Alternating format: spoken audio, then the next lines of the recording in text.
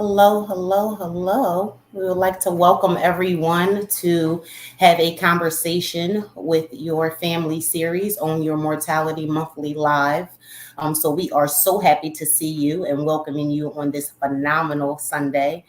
So we always like to start and welcome anyone who is new here for their first time. We definitely want to welcome you. Also encourage you to please tag a friend, a family member, encourage everyone to get on. So we are going to give people an opportunity to join us today. So Lula, we would also like to, of course, welcome you. We're going to tell the people great things about you, but one of the things that we always like to do to start off with Sunday dinner at Granny's, paying tribute to that, we always talk about gathering about food. So I definitely want to talk about what you're eating today, or usually definitely with some of these great meals, of course, that you prepare for family and or friends. But it is important that we also say that not only is speaking and talking to each other through the Sunday and families, but we also encourage us to go back to the old times where families eat dinner at the dinner table. So, what are you having for dinner today? So I'm fasting. I was like dinner, huh? No, so I'm. I had this roasted chicken earlier, with some vegetables, mixed vegetables, and it was just like just perfect. Summertime, I tried to kind of keep it light, so it was like, perfect. But I try to fast also from starting like 6 until like the next day until like 11 or 12 p.m. Yes. Yeah, yeah. That's But yummy, yummy. And fasting is important too, especially when you're learning how to incorporate them into a different way of living. So it is good to hear and exciting. And of course, we can definitely share more about that. But it looks like here we are doing some salmon and some grilled chicken and veggies. Definitely trying to eat a yum. little healthier this week as well, but definitely have something, of course, of substance. So that's exciting. But I am fasting as well, hopefully, starting by next week and doing some juicing as well. So that's important. What kind of fasting are you doing? Are you doing like full fasting or are you intermittent fasting? Intermittent fasting, and then looking into the last time that I did some juicing, I did about a 3-day juice cleanse, and it was Nice. really, really good. So I'm going to look back into getting that back on the rotation. It did, I would say, it did a body good. Hey, after day one, I'm like, whew, where's the sauce? But yeah, fasting is incredible. It's a nice reset. Yes, it's definitely a nice reset. So I am, of course, sharing and letting everyone know that we are live now. It looks like a few people are jumping on. And then I definitely want to get jump started and share with the guest of who we have with us today. But I'm super excited about our topics. Are live now. All right.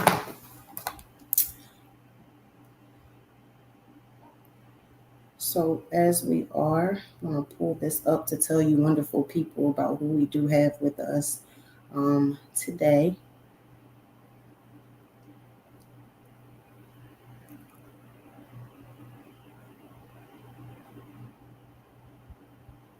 And as this is loading, as I did say that if this is your first time, we welcome you for the first time. We hope that you do come back and join us. But if you are, of course, joining us um, as you have multiple times before, welcome, welcome, welcome back. And we hope that, of course, these lives are serving the community some positivity with these conversations. But let's get started and let's share with you of who we do have with us, our special guest today. So I would like for everyone to meet Lula. Lula has a phenomenal story, for she is the bridge of not only personal change, but the bridge of connection. She is a huge asset for not only family and friends, but to the community. For she is here to help individuals, organizations, and just the community as a whole to build themselves into a better version and also a better community. She is always ready to help. She's always ready to come in into any environment. When she sees conflict, she's like, sign me up because I want to come in. The Um, invoice. Get the invoice. she has such a holistic, just common approach, just of connecting, but just overall knowing the importance of what it is for us all to be the best version of ourselves. But then also understanding that with us being the best version of ourselves, excuse me, it also helps our community become the best version of us. And if no one else is to save us, if no one else is to educate us, if no one else, of course, is to assist us with shifting from surviving to thriving, it is us. So I can't, again, be remiss to definitely welcome Lula and thank you for taking the time out of your schedule to Oh, spend some time with us. But I have to share this funny story before, of course, we do get started, to even just say of how did this topic of the shift of surviving to thriving even came.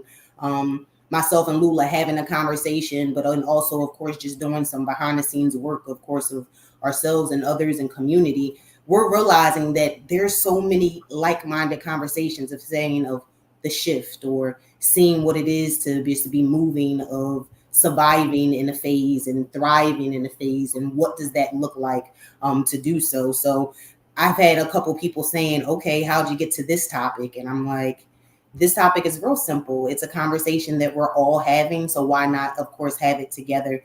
But then also, again, just no different, the purpose or the environment of Own Your Mortality is to create an environment of all different like-minded people to create resources or gain knowledge. So of course, today a goal is to again to gain knowledge of what it is about all of us of shifting of that surviving and thriving. That means something different for all of us. I know that even earlier, just simply asking a question, what does that mean to you? So that is one of the ways that I am going to start off of first saying, what does shifting from surviving and thriving mean to you? But then also, of course, setting the tone that the goal, most of just sharing of most of the people that are here, of course, we can all say at some point in time we've experienced grief. At some point in time, we have a combination of students, we have combination of entrepreneurs, we have a combination of individuals that may be shifting from new careers or newer in careers. We have individuals on here that, of course, have been in the same career for some time, or their children just went off to college. yeah. There's so much change or shift. And sometimes we even, how myself and you had that conversation, sometimes we kind of get stuck or we think that we're stuck. And it's more so a conversation that we have. So I'm super excited, of course, to speak with you about, of course, what it is for all of us to shift from surviving and thriving. What it is, of course, when you lose a loved one and not know what it is that, how to move forward from that. How do you pick up with life and go forward? When we lose jobs and or when we in relationships that we thought were supposed to be those end all indoors, how do we not get stuck in that survival, and how do we shift into that thriving? So I ask everyone to help us welcome Lula. And also, definitely just to start off and saying, Lula, what does it mean to you? And what are our opportunities of us all to be a part of that shift and moving into that greatness of surviving into thriving? Oof. Surviving. I was just thinking about this the other day. Surviving. When I think about the times where I felt like I was just surviving, I was just existing in the world. I was existing to make sure that like I didn't lose my sanity. I didn't lose my connection to like what peace and joy look like. Surviving to like financially to make sure that like I have enough money to pay my bills. Surviving felt like literally waking up and doing the same thing over and over and over again, a routine that I wasn't able to break because I had to do what I had to do to survive in the world, even though everything around me was shifting. Um, when I switched to thriving, thriving for me felt like my world opening up to be creative and use my creativity, my resources to really dream and think beyond my imagination. And that's a beautiful space to be in because I felt like when I was surviving, I was just like in a box and not being able to get out of that box that was created by me, correct, created by circumstances that happened around me. But thriving allowed me to get out of that box and really just dream big, bigger than I ever thought. And it's a beautiful space to be in. Wow. So think big, and to dream beyond, of course, expectations. But what does that look like for someone who has recently lost a loved one? What does that look like for someone who has recently lost a job, who's ended a personal relationship? What does that look like? What does that moving through those different things and still moving intentionally, not of necessarily in survival mode, but thrival mode of knowing of new beginnings and Yeah. continuous efforts? I think it's difficult. Loss shows up in multiple ways, like you said, whether it's losing your loved ones, losing your job, losing your relationships, losing your home. It's a loss, right? So I don't think there's a timeline how you grieve that loss. Everyone has their process of processing what they just lost, so who they lost. Um, I think for me, the times that I felt like I lost something or someone, I had to sit in the reality of what that loss meant to me and for me before I could even think about what life looked like with outside of the losses that I experienced. So I think like before you can get into the thriving space, being able to like acknowledge the big loss you experience, whether you lost like your loved ones or your job, it has completely changed your world and shifted your world. It would never be the same. So being Absolutely. able to like say like my world has completely changed and I'm not okay with that. But what does it mean now to create a new reality that's going to align with where I am mentally, emotionally, spiritually, so I'm able to kind of show up differently. To me, that's like the most important question and process you have to go through. Agreed. Agreed. So, what would you say is an opportunity for someone who feels that they are in that opportunity that they want to move forward, what they believe is thriving rather than surviving? What do you think is three things or opportunities that they can do to make that shift? I think you have to look at the environment that already exists that has maybe contributed to reminding you the losses. So being able to get out of that environment is important. You have to change your environment. So whether like if let's say you have lost loved ones, unfortunately like people will be there for you maybe until the funeral, maybe even a week after the funeral. But the reality is people move on because they have life to live, right? So now you're left to deal with like the loss, but also the emptiness of you feel internally. So, what does it look like to find a support group that are also experiencing the same losses that you're experiencing? This goes for jobs and ending a friendship, whatever the case might be. You have to find people in community that truly understand the feeling that you're experiencing. I think that's one way. I think, and that can lead to other opportunities where maybe you need to go for a walk or be outside a little bit more, or shift your interactions on social media so you're not triggered. Understanding where your trigger points are at this point. It's just finding a community that you need at that moment is essentially the important part. In order to find that community, you have to get out of your own way, or you have to get out of the environment. Absolutely. So get out of your own way, create a community. So hence this is why communities such as these are that where we are creating are important. Making sure that we are providing opportunities, but not only resources. Yeah, Sometimes, of course, when we are, of course, day to day, when you're interacting and you see someone or ask someone, well, what's an opportunity to this? And sometimes it's as basic as saying, I do not know. So not only don't, there are, of course, when you don't know, then you don't know how to move forward. You don't know how to gain. And of course, we all know that it is easier to just not do anything than do something about something, especially when you're kind of in that like little rut of a circumstance. But I think that also one of the things, and that can definitely shift us to say it's okay to understand of being in a transitional, yeah, pivotal moment, and understanding that in that transitional and pivotal moment of support environments, like this, create where it's like, hey, well, maybe it's not me, or maybe something's not wrong with me for some reason. Of course, depending on what society you are in, and you're painted to believe that something's wrong, that you're having a conversation, or that you're looking into, or if you are someone who's recently lost a loved one, if it's delayed that you lost a loved one, if you've lost several loved ones multiple times back to back, and you've never looked into what it is of aftercare or grief counseling, it's important. It's important to be able to say it's okay that I have to talk through this rather than just sucking it up and kind of going on to the next.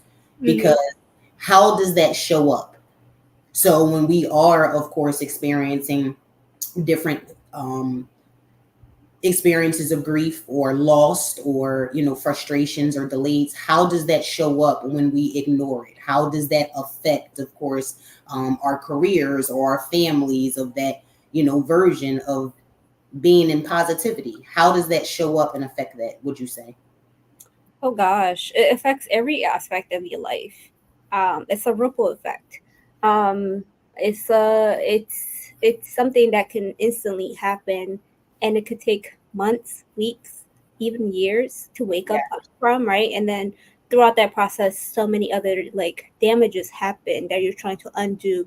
Um, I think when you are in the space of just going through it, just trying to survive, I think it's important to acknowledge that sometimes you have to do what you have to do to survive in that moment. Like I remember when I was going through my lowest of low, what I could do for myself was like wake up, shower, show up to work. I didn't have the capacity to answer my phone for my friends. I didn't have the capacity to go out and hang out because I couldn't fake it. I didn't want to fake it. Also, I didn't want to talk about what I was going through. So I like immediately acknowledged like what my capacity was in that space, and that's all I committed to. Like commit to waking up, commit to showering, commit to like showing up to work because you need your paycheck, commit to like limiting as much stress as possible, and then like try to figure one or two things as a coping mechanism. I did that for 2 3 months until I was like had the strength to add something else to it. So being able to, I think like that's why I keep going back to where are you in your life right now and what's required of you. If I think oftentimes we try to overcome compensate to do more than we're able or willing to do, and not willing to do more than we're able to handle in that moment. I always like to give the example of if you have never worked out and you try to go run half marathon. Got to start off strong, champ. You gotta start with like You're one not mile, gonna right? make Like it. if you never You're ran. not gonna make it. Yeah, so the same thing applies to your life, and that's often something I have to remind myself. Like currently, like I'm trying to get back to thriving physically, like in my like so like I'm thriving in my career, but like I had to I sacrificed my like my physical. So I'm trying to get back to like taking space to take care of myself. So what does that look like? In June, I was walking 10 miles a day, and then I stopped. I'm not going to start walking 10 miles. So I was like, let me start with 6 and then work our way up and see how my body feels. So that's like meeting yourself where you are. So you're not setting yourself up for a failure, right? So I think when we lose someone, when we lose something, when we lose our job, things that have contributed to our well-being, it's a big loss. And I think it's important to acknowledge like how has this affected me and is going to affect me for the remaining of the months or the remaining of the year or for the rest of my life, and where do I need to do to kind of readjust and create a new reality for myself is an important question to ask. Yes. So new realities, being able to release what we thought something was to be. I believe we all can say at some point in time we have to be realistic and put our adult pants on, and say that while we thought that or we think that things are supposed to be one way, they are definitely intended to be another. Absolutely. That is the hardest, the most You have to let go. hardest You have to, I think part. the hardest part is, and I'm not talking about death here, but I think when you talk about, we were talking about this right before we went live, being able to kind of like let go of the life that you thought you were going to have, like that's grieving, right? Like I grieved that several times. I grieved that when I moved to the US at the age of 13. I didn't know I was grieving it, but I think the older I got and the more I was in therapy, I was just like, I miss my home country. I miss my friends. I miss my family. I miss the culture. I miss being able And to walk meanwhile, out. you're here with us, cray cray Americans. No, but this is my new home, right? So I never really processed what it feels like to lose something that you never thought you were going to lose. And we came here because my mom was a refugee. So it wasn't a choice, a survival. We had to survive. So we came here. But like at 13, I'm not thinking that. I'm thinking like, oh, okay, I'm going to America. But so much of my world changed within that year. Absolutely. So I had to adapt to a new culture, new way of living, new food. I remember the first time looking at a canned tomato. I was like, how can a tomato be canned? Correct. Like it just just couldn't understand. Because we went to the farmers market like on a regular. Like I never seen a canned tomato. Um, it literally blew my mind. And then I saw other things. I was just like, how is this possible? Because that wasn't my reality. But now I had to like kind of like adjust to the new reality of what like living in America is, what a family dynamic is in America, and what that looks like. What being a black woman in America is. I never was aware I was a black woman until I came to this country. So like all these new adjustments I had to make, and I didn't realize how much it affected me until after college. Because I was Exactly. so through therapy, I was just like, wow, I really did lose a lot.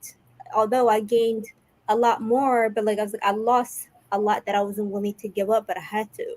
So So you hit a lot of really, really good points, like you said, of just sharing that the importance or part of the shift, or to be a part of the shift, like you said, is definitely being open and willing. Of course, it takes time, but being open and willing to say that I'm tired of surviving. yeah, I'm ready to thrive. And know that that surviving and the thriving, there's no cutoff of how many times you can do that or are going to be required to do that in life. Like, I think we underestimate that as well. Like, it's not one of these magic wands where it's like, hey, now moving forward, everything's going to be okay. No, it never is. If it it is never is. a short So amount of let me go back of saying, and that's why it's important of simply having this realistic conversation to say that we are dealing, we are carrying, we are setting out again to continue to try to just be the best version of ourselves, and with working to be the best version of ourselves again, mentally, physically, emotionally, to your family. In order for us to be anything to our families and the community, it starts within as well. Having these conversations, or even understanding of having access to resources that are required to even be a part of these different shifts. um, like you said, these support and resources, being open to group sessions, being open to attending lives like this and or others that are important for different professionals and resources that are available.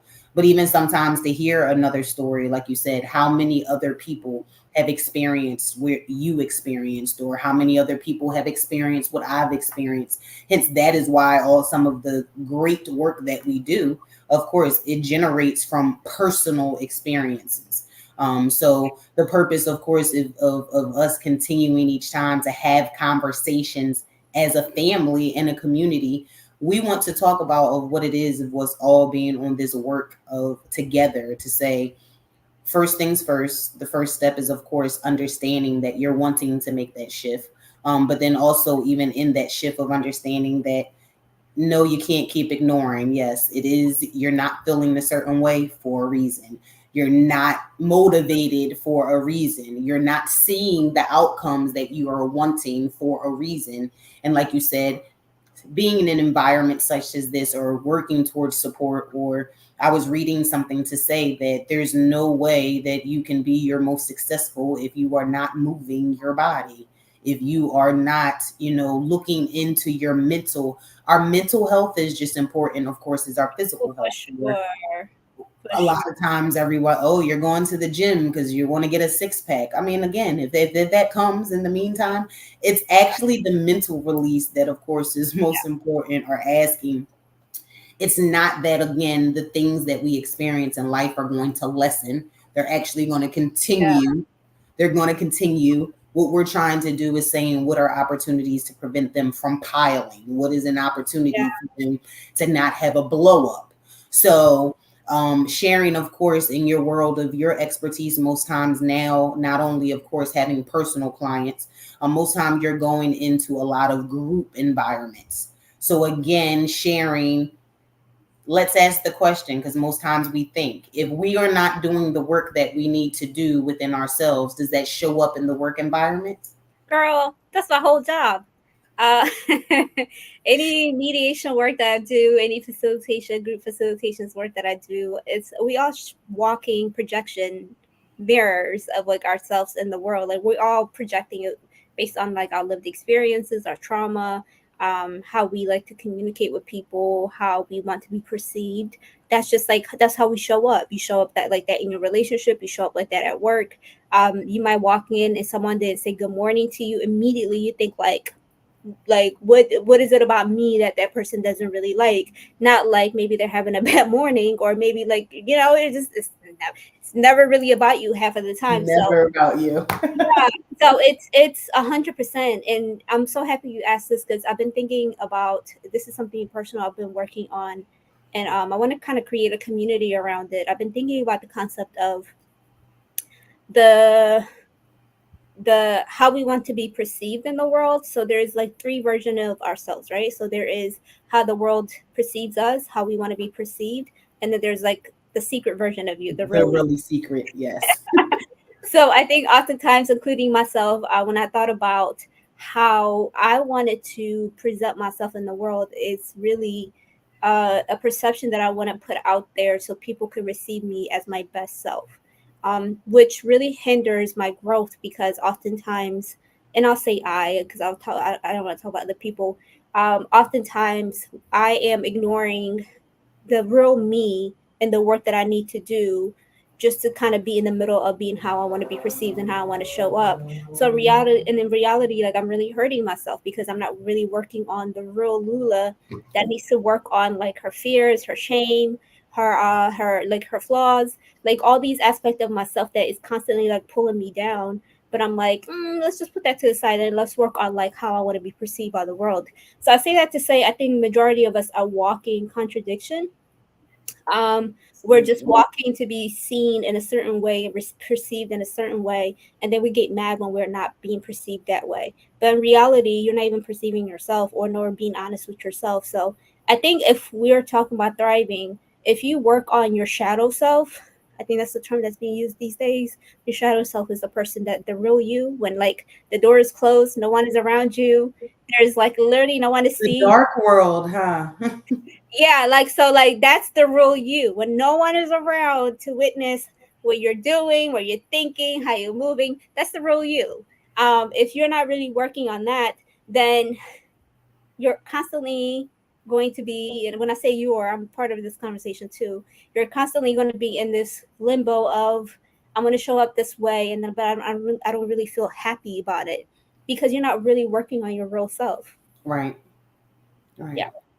So, as you said, working on your real self is, of course, being open and honest with yourself of what you're also going through or what you are, your expectations are.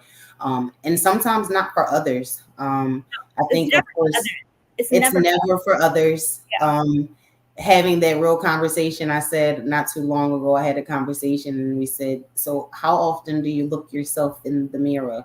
Um, those conversations that you're able to have with yourself in the mirror where no one else is around, where no one else, like you said, can hear you or judging you or perspective. But like you said, you hit it right on the nose. You're worried about what someone else is feeling about you, but what do you feel about yourself? What do you feel about, like you said, the decisions and choices that you are making at this particular time that is going to affect, of course, things in the future, Yeah. affect family decisions in the future. Of course, as we know, the tagline, of course, for On Your Mortality is, of course, living your best life in turn that you will die your best death. Understanding that again, the decisions that we make while we're living for ourselves, in turn for our families, it affects us. It affects that shift of understanding, even generationally, knowing that the goal is that our generations continue to flourish, our generations continue to strengthen, our generations continue to withstand, of course, the different, of course, generational traumas and dramas that, of course, no matter where you're from, like you said, they're a thing.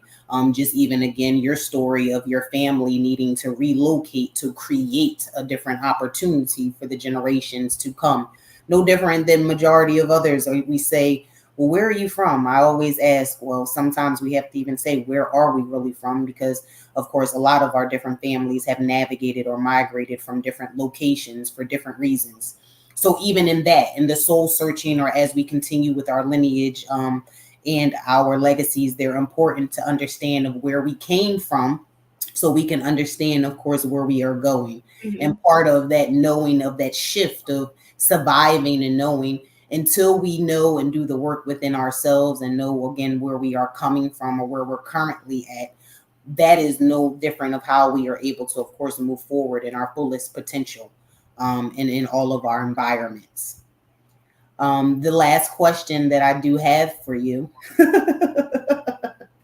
unless, of course, there are other So questions, of course, laugh. that you have. But what would you say is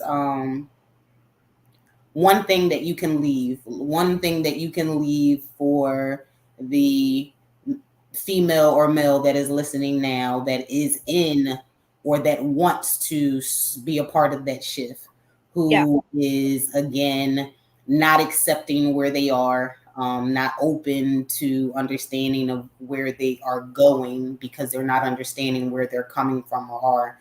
Yeah. What's the one thing that you would leave with them today to encourage them to be a part of that shifting of surviving into thriving? You use the word accept. If you're not accepting, that means you're in denial. Um, I'll give you one tool to do to take with you to start being honest with yourself. Start collecting data about yourself on a daily basis. Oh, So meaning like the minute you wake up, we all have things that we want to do, things like the promises that we make for ourselves. I'm going to go to the gym. I'm going to study. I'm going to read. I'm going to do all these things that are like good for me. And then see how many times you break that promise. It's a lot because we all do it. So right. when I say collect data about yourself, have these honest conversations to start documenting the times that you promised yourself to do better, be better. How many times have you broken that promise? And then the second part of this is like, why do you keep breaking this promise?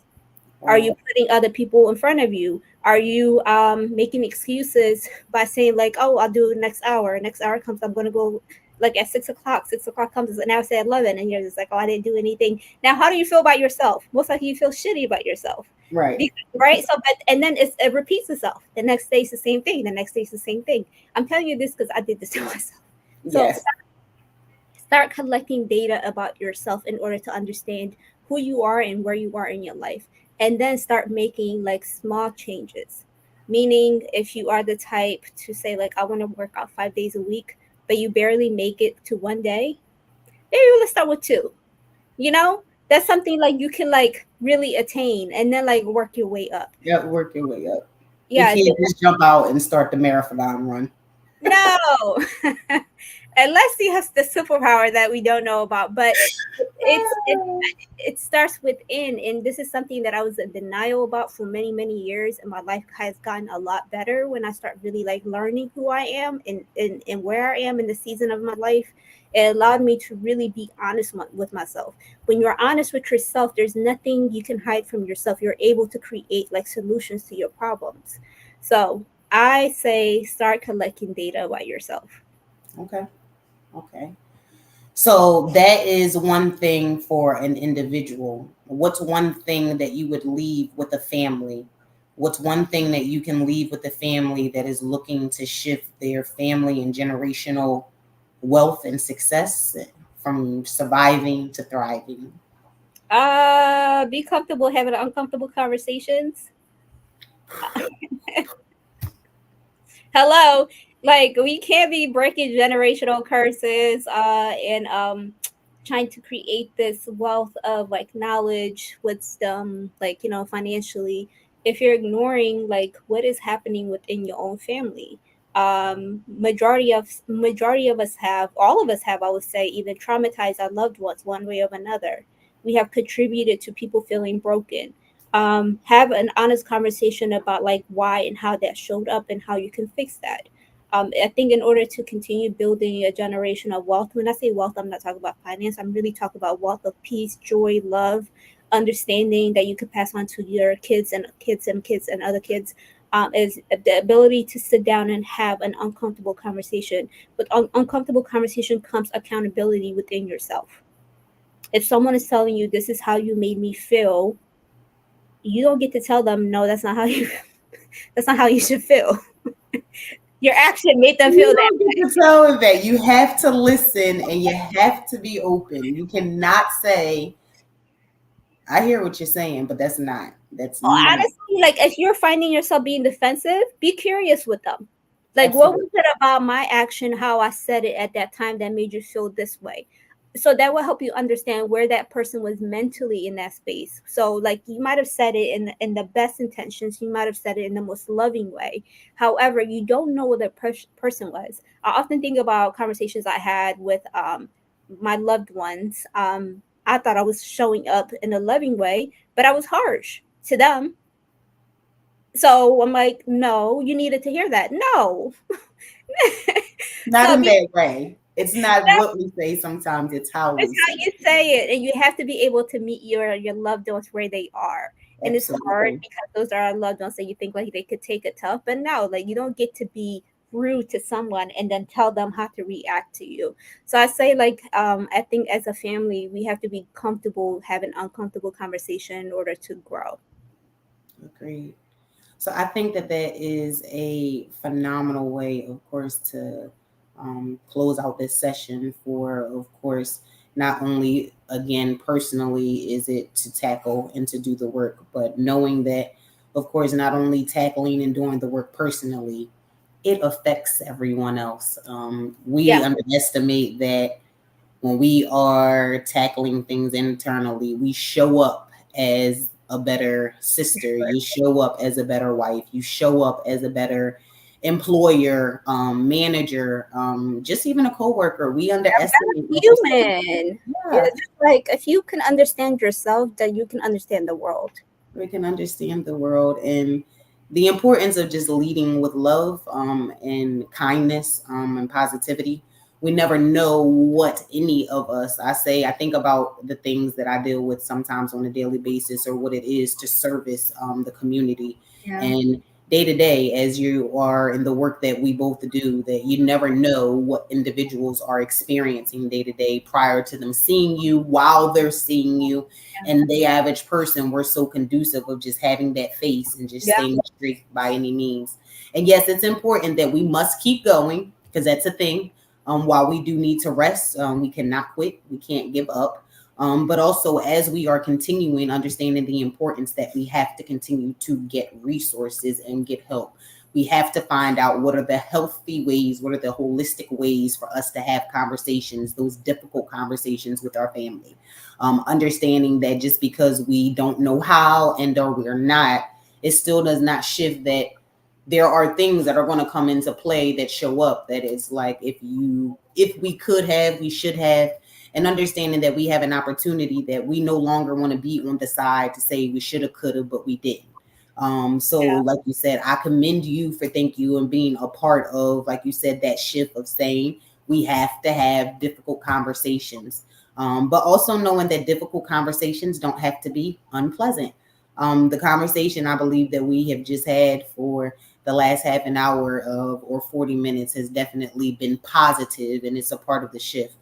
We are asking everyone to continue to be a part and to show up. We are again going to be offering these lives at least bare minimum of once a month. They are free.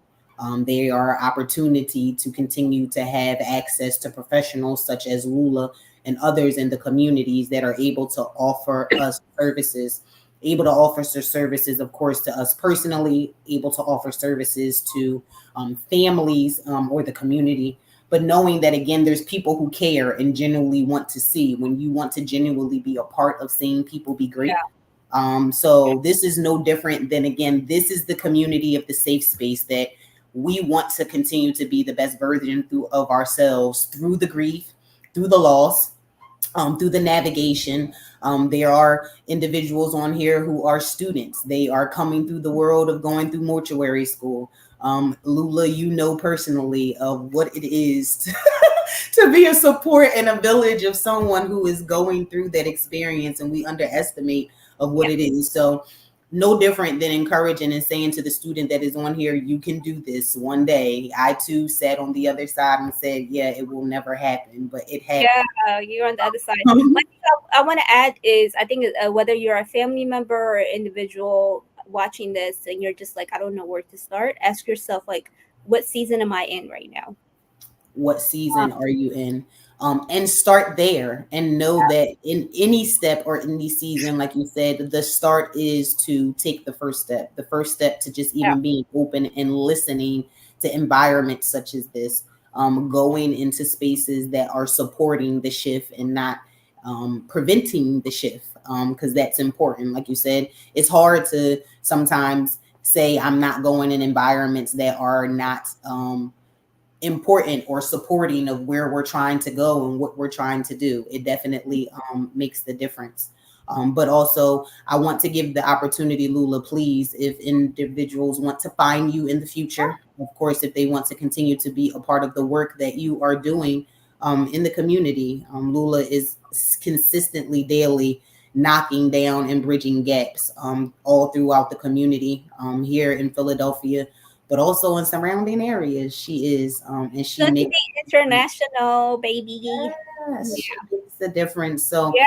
again, like-minded or being in these communities, I always say it's no fun if the homies can't have some. So On Your Mortality wants to continue to, of course, present the community with great professionals such as Lula and be knowledgeable about services that are available here for you. So Lula, how can they find you? Sure. If you are on social media, you can follow me at Lula Lula Abera ABERA _ and then if you, oh, actually, you can go to my website, lulaabera.com. I made it easier. If you put my first name and last name.com or social media, you'll be able to find me that way. You can also email me at lulaabera@gmail. Yes. So we will also make sure that all of her information will be included in all of these replays as well as information of sharing beyond. But we are going to end this Sunday with challenging you to have a difficult conversation with your family. Or Um, yourself. or yourself. It starts there. Yeah. Again, if you feel that you can't start with yourself and it's a little bit more encouraging or safer to you, like you said, to do it with a friend or a family member, we encourage you to do so. If not, if it is you just starting to simply just look yourself in the mirror and say, I'm ready, because Yeah. that's what it takes and that's what it starts. We want to be a part of your encouragement to be there. We want to continue to be a part on a monthly basis and or a daily basis, to make sure that, again, Lula is providing resources and tips on a daily basis. She's encouraging and sharing of other individuals that are in the community, one and the same on Your Mortality, of just trying to make it a one-stop shop. There's no reason for you to say that you don't know how to get the information. So we will continue to be those vessels to you all. And knowing, like you said, our ultimate goal is for us to continue having difficult conversations, which make for more pleasant experiences for us, both personally and for family. So we encourage you to please stay in contact with us. Please make sure, if you are not, to make sure that you are following us on Your Mortality on Instagram as well as Facebook. If you are also not on any of those platforms, making sure that you are staying connected with us on YouTube as well. As always, these will be recorded as well as you will be able to access them. So please share, share, share if there's a family member or friend that you know was not able to get here. But please reach out to me and Lula. We wish you a good Sunday. We encourage you good eats this Sunday as well. Or that is cute and fancy what you have going on over there. But we encourage you guys good Sunday dinner. If you're not eating and or fasting, such as Lula, we encourage you to have good fast. But we'll also share some information about that too. Whatever it is to continue to be the best version of ourselves, we are here to be a part and make sure that we are sharing it. We bid you guys a good Sunday and we'll see you next time. Bye, y'all. See you.